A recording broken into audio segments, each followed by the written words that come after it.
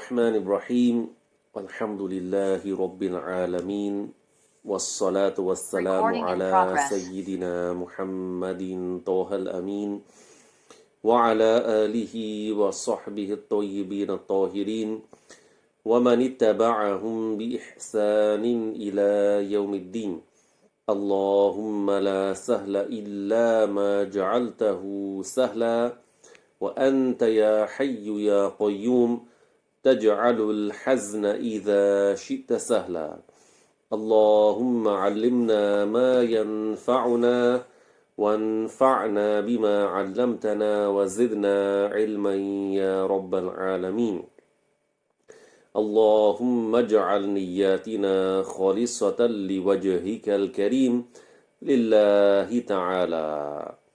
I start by praising Allah, the Exalted. I ask Him to raise the rank of our Master Muhammad sallallahu alayhi wa ala alihi wa sahbihi wa sallam.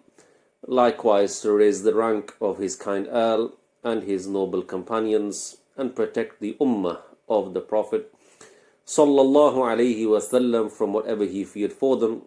And may Allah Ta'ala grant us all the sincerest of intentions and the reward in the hereafter for our good deeds.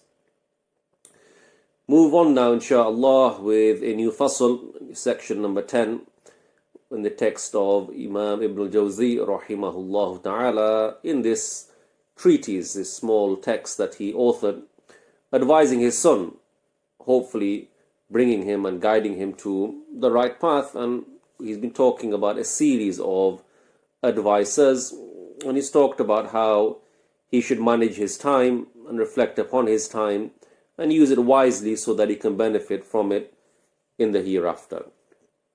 We continue on now, inshaAllah, in this new section. The author, rahimahullah, said, وَاجْتَهِدْ يَا بُنَيَّ فِي صِيَانَةِ عِرْضِكَ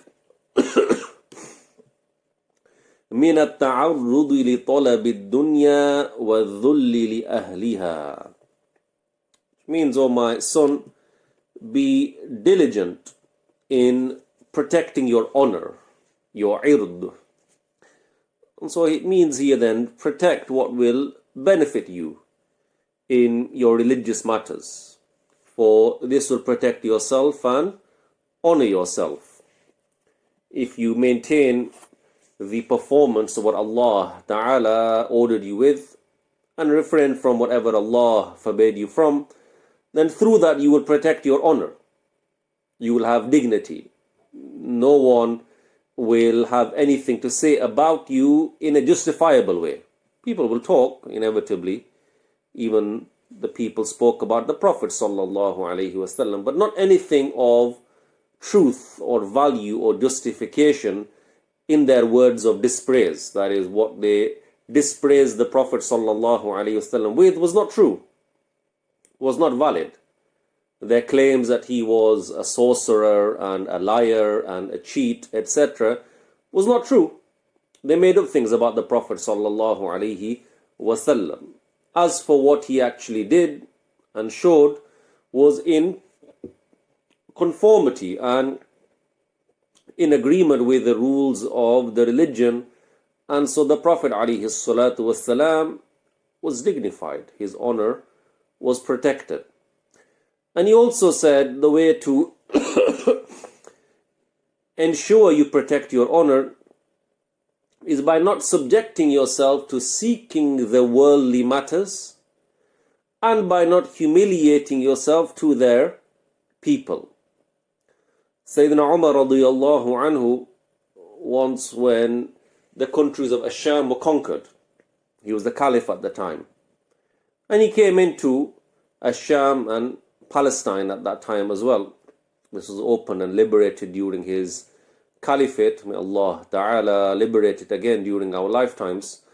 And so when he came as the caliph, the Muslims wanted to welcome him with a kind of, big welcome. This is our leader. This is the caliph that's coming in as the conquering leader of the Muslim empire that's now taken the countries of Asham. And yet, they saw Umar radiyallahu anhu walking barefoot. He had put his footgear on his shoulder and he was pulling his animal. So not as you might imagine, chest out on an animal, a crown on one's head. Rather, he looked very simple, very modest, very humble. And he came in like that, and one of the companions came to him and said, Umar, we didn't expect you to come like this. You're the leader, you're supposed to be showing like this is like a sense of look the part. And Umar radiyallahu anhu replied to him that we are a people, نحن قوم أعزنا الله بالإسلام. We are a people whom Allah honored with Islam. فَمَنْ طَلَبَ الْعِزَّ مِنْ غَيْرِ اللَّهِ أَذَلَّهُ اللَّهِ. So if a person was to try and seek honor by other than what Allah Ta'ala granted him, then he will be humiliated. I'm already dignified and honored by the fact that I'm a Muslim. I don't need to be riding on an animal and wearing certain clothing and looking the part, so to speak, to acquire any honor. So Ibnul Jawziyy rahimahullah is saying that if you subject yourself to seeking the worldly matters, if you chase after this dunya, you want to claim honor and dignify,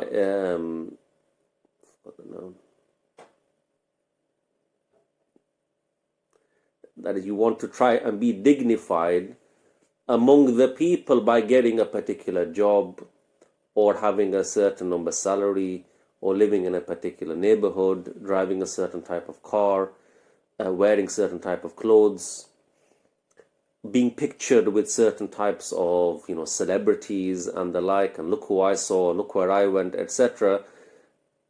There's humiliation in that. There is no honor in that. There is no dignification in that. There is no dignity in that. There is no dignity in that. Because none of that will benefit you in the hereafter. So Ibnul Jawziyy is saying, if you do not subject yourself to seek in the worldly matters, you will protect your honor. And by not humiliating yourself to their people, that is the people of these worldly matters. For whoever chases after this world becomes humiliated, has a type of lowliness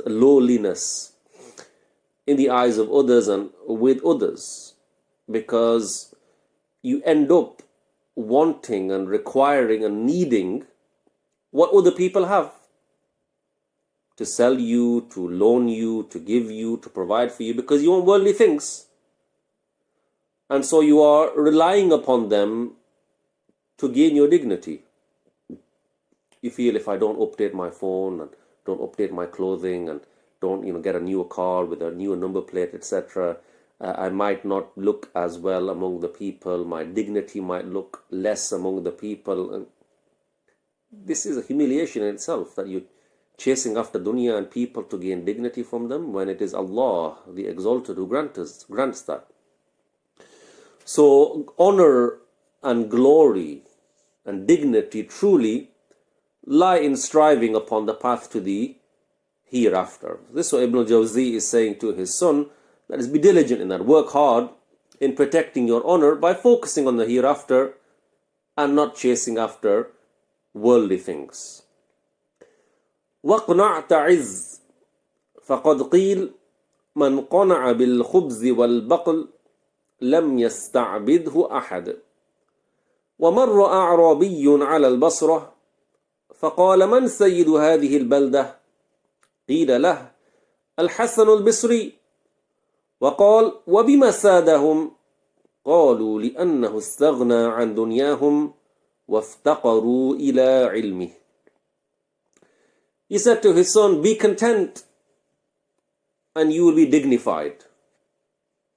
Be content, that is, be content with whatever worldly matters Allah provided for you. No matter the amount, no matter the quantity, no matter the quality. If you have been granted a salary by which you can only afford a certain type of house and a certain type of car and certain brand of clothing, then be content with that. Be satisfied with that. In your heart, be okay with that. Accept that for yourself. Don't feel you've been hard done by. Life is not as good as it could and should be as far as you are concerned. Why do my neighbors get to drive, that particular style of car and brand of car and age of car, and we're having to make do with cars that break down and cars that are constantly having something wrong with them and have some rust on them and scratches on them and the like. And what? Being content with whatever Allah Ta'ala provided you with has dignity in it. That is, by being content with what you have, you won't be worried about what you don't have. Your mind is not wandering and stressing and thinking about the next phone and the next car and the next holiday and the next house you will move into. You're not thinking about those things. Your mind is not taken over by those thoughts. So what does that give you the opportunity to do? You're happy with what you have. You're content with what you have. This house, albeit, you've had it for 20 years. The living room is not that big.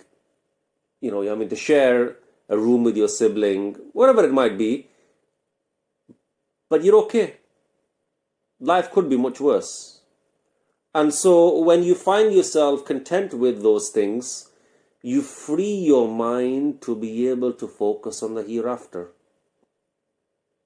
So you become dignified by that. In your seeking of the hereafter, you're saying, whatever worldly things come my way, I ate, didn't I, tonight? I had something. Alhamdulillah. I didn't go to sleep hungry. Some people have an issue for some reason that they don't want to eat the same meal twice. We had that yesterday. We had that earlier on. This is the third day now, and is there nothing else? And they want constant change, and what comes with that? And what comes with that mindset? That you're having to now rethink, okay, we had that yesterday, what shall we have today? It's got to be different, and how is it going to be different? And therefore, to make something different, we need to spend time preparing and cooking and getting things that we might not have in the house and have to go shopping again and the like. And look how much thought and energy and focus and time has gone into worldly things. Because you weren't content with what you had. Like, you've got food at home. You've got something that was previously cooked. But just because you had it yesterday, just because you had it during the day, you don't want to have it again. Your heart is attached to these things. And that moves you away from thinking about and focusing on the hereafter. So if you become consumed by things like this, then your heart gets taken up and it gets full with these thoughts that you're not thinking about, how can I do further good deeds? How can I benefit myself more? How can I recite more Quran? How can I do more dhikr? How can I attend more lessons? How can I review more knowledge? Your mind's not thinking about these things. You're thinking about worldly things. You're attached to them because you aren't content with what you have. And so he gives a type of saying. He said, it was said, whoever is content with bread and baqal refers to a green plant. So bread and greens. What does that mean then? That you're not constantly thinking about meat, chicken and lamb and beef. For that usually takes more effort and costs more and all the rest of it. And so whoever finds himself content with bread and greens will not be enslaved by anyone. This means that whoever is content with a little of this world, isn't bread and greens a very simple diet? In terms of the preparation and the cost and the other things that come with that, that whoever is content with a little of this world will not face humiliation.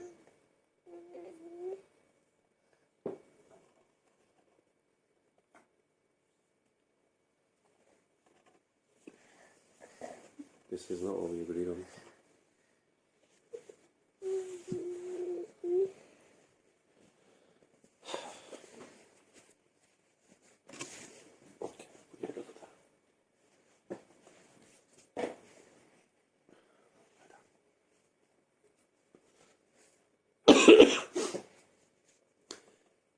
So he said, whoever is content with bread and greens will not be enslaved by anyone. So whoever is content with, I said, the simple life, the little of this world, will not face humiliation, as no one will be able to humiliate him, because he is content with very little. In practical terms, what does that mean? If you find yourself in a job,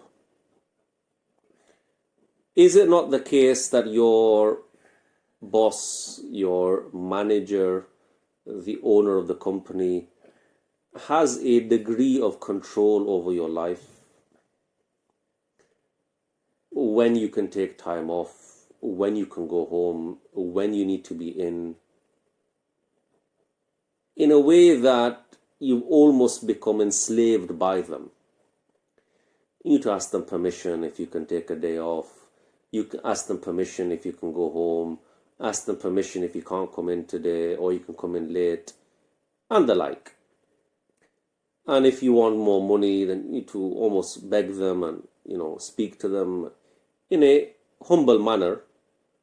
And they can potentially prevent you from certain things that you might want to do. Just recently, a brother was speaking to me, and he's saying he's got a new job and he thinks he will find it difficult, especially as it's new, for his owner to give him, or for his boss to give him, or manager, whoever it was, to give him some time off to pray Jumu'ah. And he's an accountable male, meaning it's an obligation on him to pray the Jumu'ah prayer. It's not an excuse just to work. But he finds himself in a situation where many others as well, not targeting him specifically, but where, because you are needing that job, and some people are very eager to have certain types of job and certain paying jobs and certain standards of jobs, that they're not content to work somewhere where they can get Fridays off, or are willing themselves to take half a Friday off because of the amount of cut that they might need to take in their salary. Or they're not willing to move outside of their comfort zone and make some sacrifice somewhere else.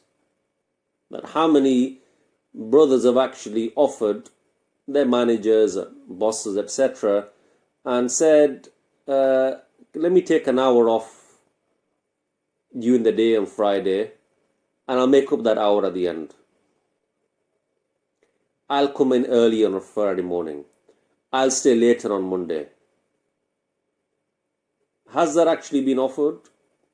Many times not, because that will make you have to come out of your comfort zone, because you would rather have that free time, rather not have to go to work, but then you are not willing to then focus on your hereafter. It's, as we said, you are enslaved by that person because you're reliant upon them for your salary, when you can have time off and when not, and when you have free time and when you don't. And you want those, as they say, big bucks. You want that salary, you want that job, you want to focus on that promotion. And you say, if I ask for too many days off, they might not consider me reliable for that next position, and this might go against me when I get a bigger, higher paying job, and if they see I've taken too many Fridays off. And people are not willing to sacrifice what they need for their hereafter. They're willing to be, as the author said, enslaved by not being content with what they have, or less than what they need. By less than what they have, but it's enough for what they need. As we said, when was the last time any of us went to sleep hungry because we didn't have any food to eat? Not you didn't like that dinner or you weren't feeling well, but you actually said, I've got nothing in the house, nothing to eat, nothing to feed my children. Like, how many of us reached that level of poverty? Probably not. Therefore, we can probably make do with less than what we have.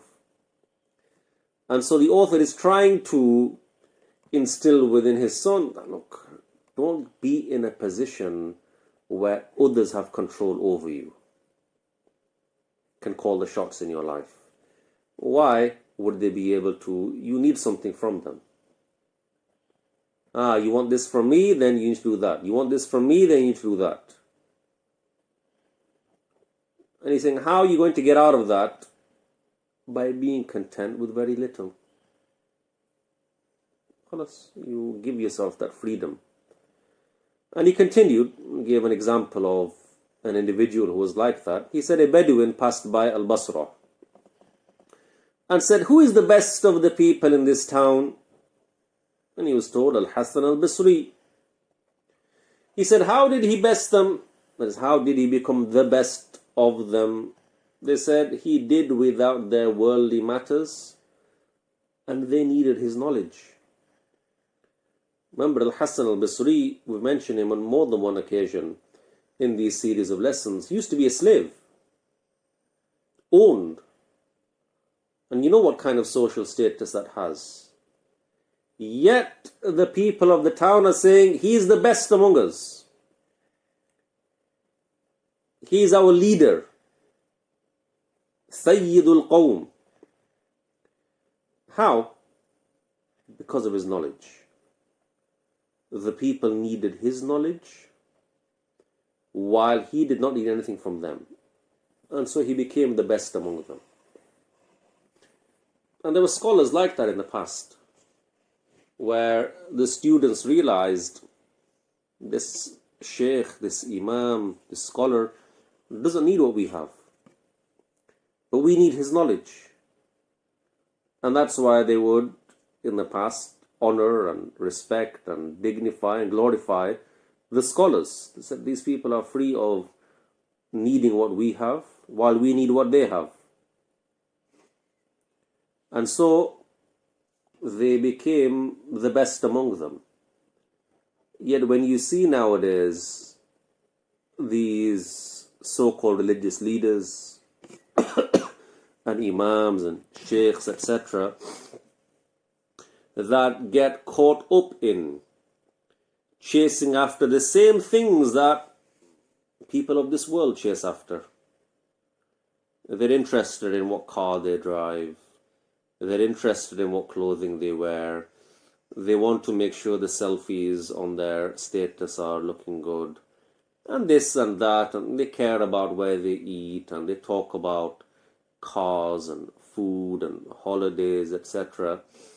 Then the people think, how's he any better than me? I like those things.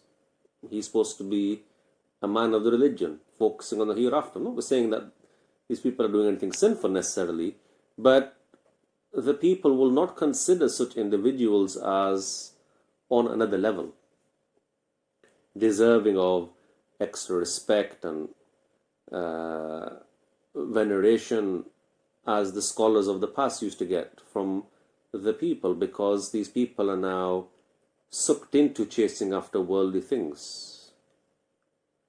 And this can become dangerous, that if the scholars and the people of knowledge are no longer respected and given the respect for their knowledge, then people won't respect the knowledge itself.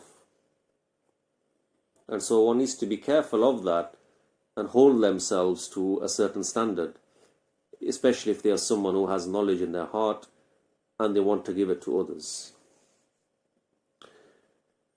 Continuing on, the author wrote, وَاعْلَمْ يَا بُنَيَّ أَنَّ أَبِي كَانَ مُوثِرًا وخلف ألوفا من المال فلما بلغت دفعوا لي 20 دينارا ودارين وقالوا لي هذه التركة كلها فأخذت الدنانير واشتريت بها كتبا من كتب العلم وبعت الدارين وأنفقت ثمنهما في طلب العلم وَلَمْ يَبْقَ لِي شَيْءٌ مِّنَ الْمَالِ.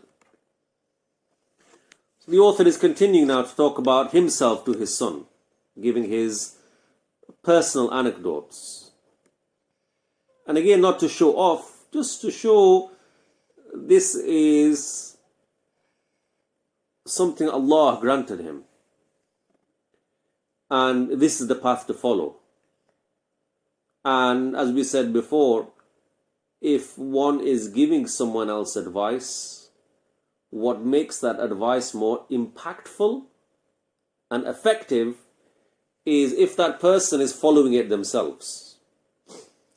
You should be patient and content and only be happy with little, but don't look at my car that came out this year and is fully loaded and has the latest this and that.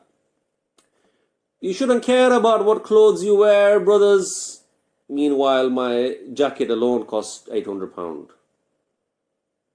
Brothers, eat with whatever Allah provided you and be humble. And meanwhile, on my WhatsApp status are the pictures of me visiting the latest restaurant that opened up in not your town, but 3 towns away, for example. People will find that advice less impactful, less effective on you. It won't hit hard as if it would. If that person said, be patient, he is being patient himself. I know what goes on with his life. Be humble, be content. Yeah, he embodies that advice. I've seen how simple he leads his life. Donate, brothers and sisters, and don't hold on to your wealth. Hang on, hasn't he got 3 houses? And hasn't he got 2 cars himself? And wasn't he on holiday himself last year? How's he able to afford that if he's telling me to donate and the like? So, just bearing that in mind, and so the author was wary of that. He's given his son so much advice, but he's also showing his son he embodied that himself.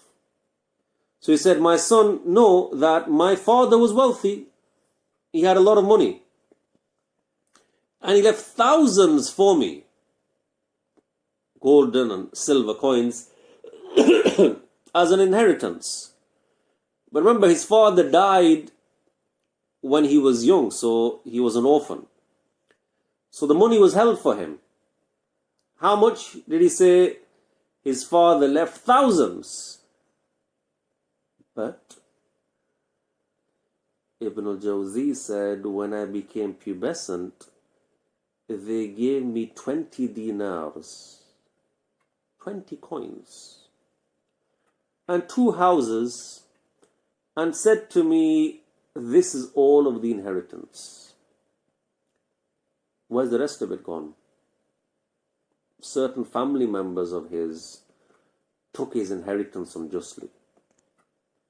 And this, unfortunately, is common among, some uncles and aunties where they say, our brother died, he left behind a young son or daughter. Subhanallah, that's my niece, my nephew.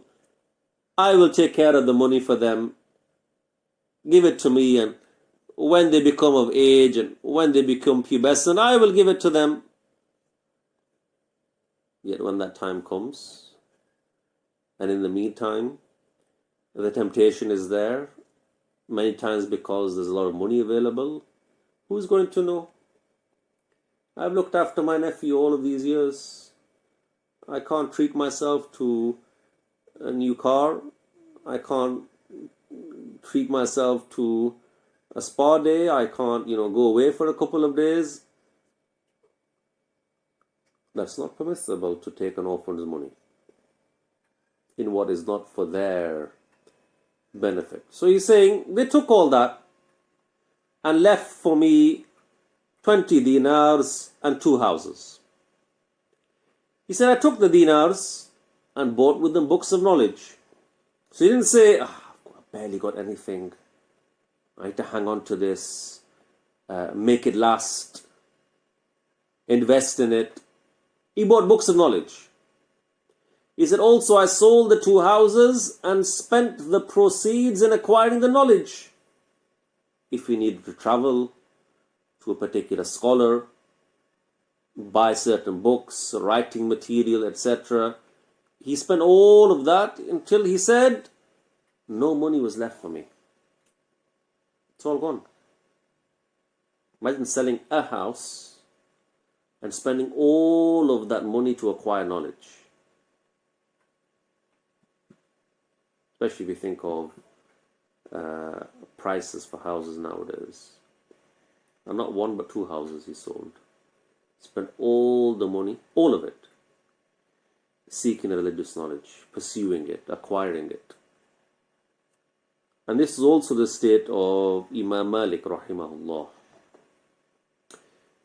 Ibnul Qasim said Malik's seeking of knowledge left him in such a state that he had to take the roof off of his house and sell the wood from it.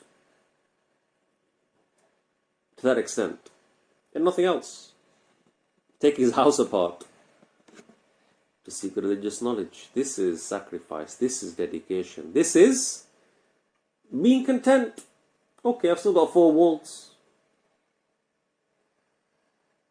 How many people, when things get a bit tough financially, bill prices are getting higher, costs are rising, food prices are increasing, their salary is not increased. How many of them actually look to give up some of the luxuries that they find themselves in? How many of them stop going to the gym to save the money on the gym membership? How many of them stop eating out at restaurants to save the money?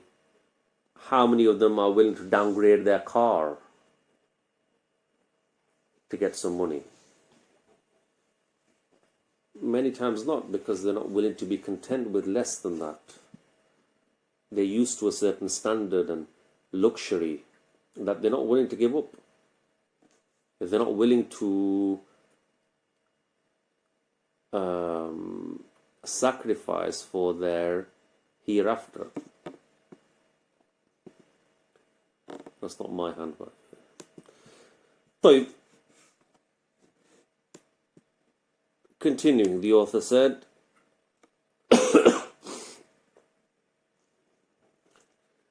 وَمَا ذَلَّ أَبُوكَ فِي طَلَبِ الْعِلْمِ قَطُّ وَلَا خَرَجَ يَطُوفُ فِي الْبُلْدَانِ كَغَيْرِهِ مِنَ الْوَعَاظِ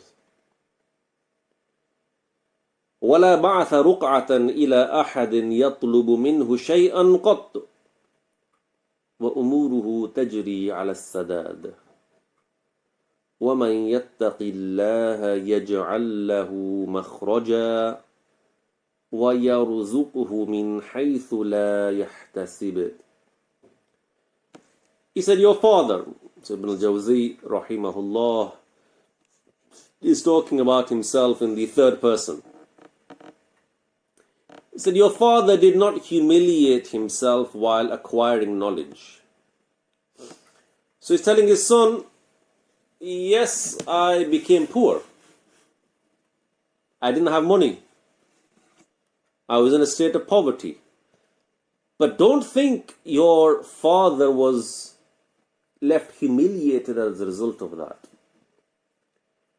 And there's something for the fathers out there to reflect on when they think, some that is nowadays, that by me spending money on my son or my daughter, I'm showing them a sense of dignity.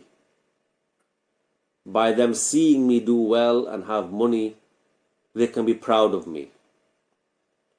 By seeing me do well and have a successful business and people nod at me in the street because they've been to one of my takeaways or one of my shops or whatever it might be, they've seen me on TV. That is not honor. That is not the glory and the dignity one should be seeking in this life for the hereafter.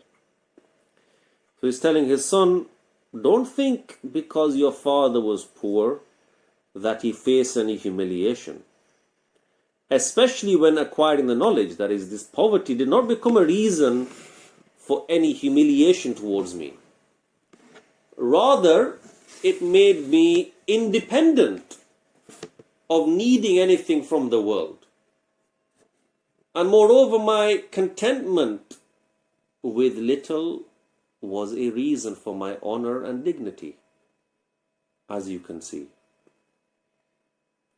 His father was well known as a scholar and as someone with dignity and honored among the people. So he's saying, look, do you find me humiliated? Do people laugh at me and look down upon me? No. So did that poverty affect me in any way? No. So don't think that it's all about how much money you have and what job you have, and that's the difference between someone being humiliated or not, or dignified or not. No. He continued on. He said, your father did not roam around areas like other preachers. That is, there were some at that time who did used to roam around and get money for that. That some would teach preaching and other fields of knowledge in exchange for, a gift, a monetary gift or recompense in some way. And by that they would get their sustenance, which is permissible. In that era, this is how some people were. But your father never did that. I never had to resort to that, he's saying. That some people have to rely on their sustenance. That's how they make their living. So they're not blamed for that. But he's saying, your father never had to do that. Despite the poverty that I spoke about. He never wrote any letters to anyone asking for anything.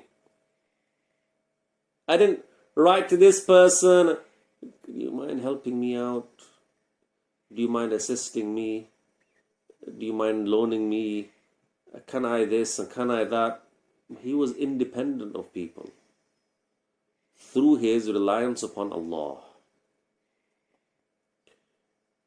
His affairs are running properly.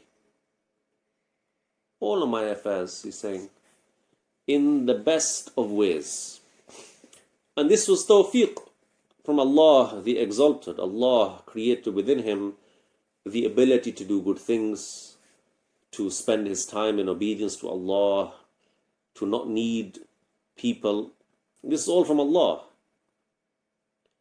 But he relied upon Allah, and Allah Ta'ala provided for him, sufficed him. And so he recited or wrote the verses 2 and 3 of Surah Al-Talaq, which mean whoever fears Allah, Allah will grant him solution. Literally a makhraj, that is an exit, but a solution here for his problems. And provide for him from sources he never expected. So the author mentions this verse in this particular spot to reiterate what happened with him. For he, Ibnul Jawziyy rahimahullah, feared Allah. He implemented piety. And Allah Ta'ala provided for him. He gave him an exit strategy, if you like. He gave him a solution for the tight situation of this dunya and the clutches of this dunya. He didn't have to resort to chasing after people and working day after day to make ends meet. Because if that was his case, he wouldn't have been able to spend his time acquiring and teaching religious knowledge.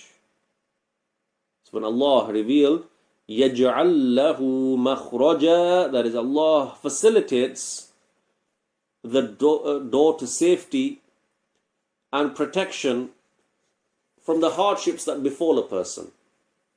The person was to fall in hardships, but they feared Allah.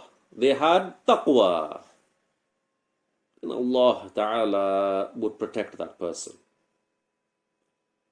So Allah revealed, وَمَن يَتَّقِ اللَّهَ يَجْعَلْ لَهُ مَخْرَجًا وَيَرْزُقْهُ مِنْ حَيْثُ لَا يَحْتَسِبُ وَمَن يَتَوَكَّلْ عَلَى اللَّهِ فَهُوَ حَسْبُهُ إِنَّ اللَّهَ بَالِغُ أَمْرِهِ قَدْ جَعَلَ اللَّهُ لِكُلِّ شَيْءٍ قَدْرًا.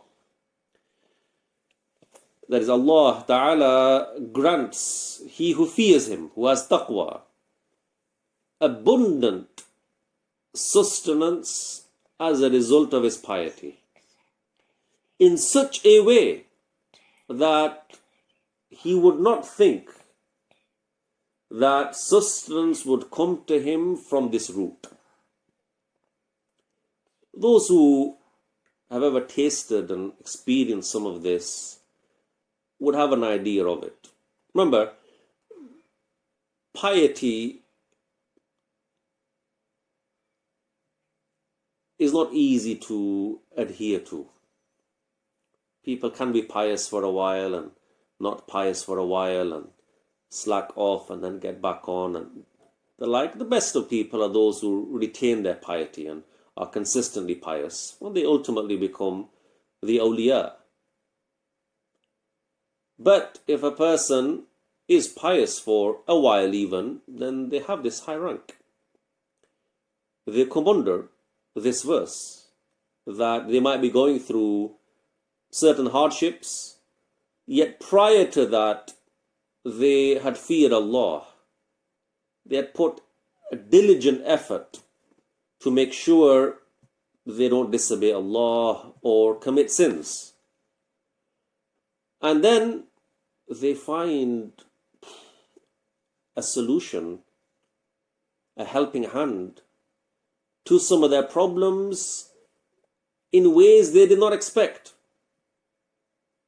And I myself can attest to that.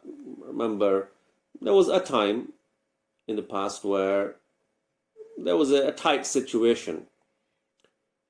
And someone out of the blue, someone I know, but out of the blue just came and handed me some money. It wasn't a small amount either.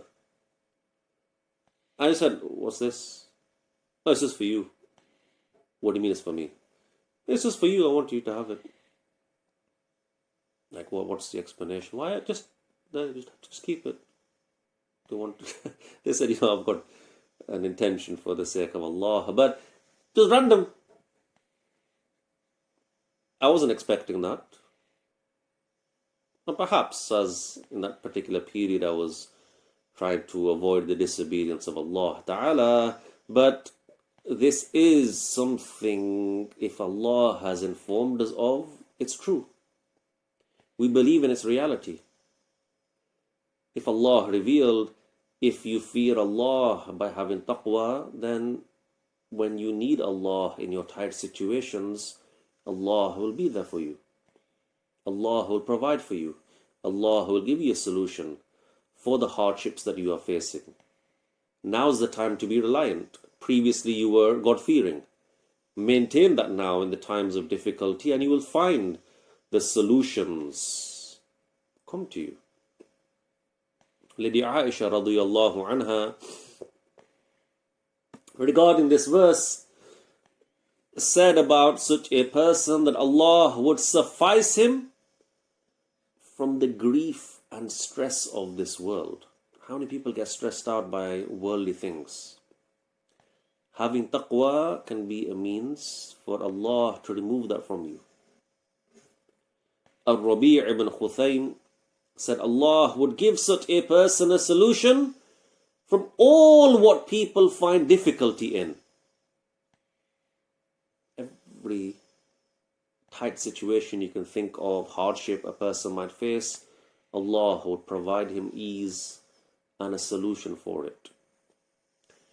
And one of the scholars of the Salaf wrote to his brother and said, Amma ba'd, thereafter, whoever fears Allah has protected himself, and whoever neglects his piety literally has wasted himself. He's not done well by his nafs. And so let a person not blame anyone but himself. There is a lot of benefit and merits and secrets just with doing what Allah ordered you to do.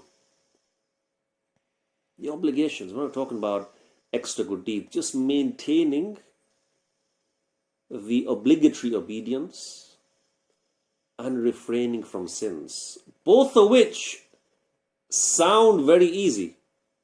But in this day and age, with what's out there and what's, flung at you on your screens, your phones and social media, and other than that, and out in the world, it's not easy to avoid disobeying Allah. Yet the one who pushes himself, strives, does what he needs to do,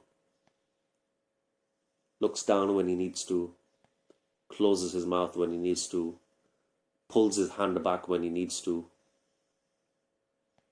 he will see, if not on the day of judgment, or if not in this life, then definitely on the day of judgment. You'll definitely see the merits and the reward for that piety on the day of judgment, but you might even see some of the reward for that in this life before the hereafter.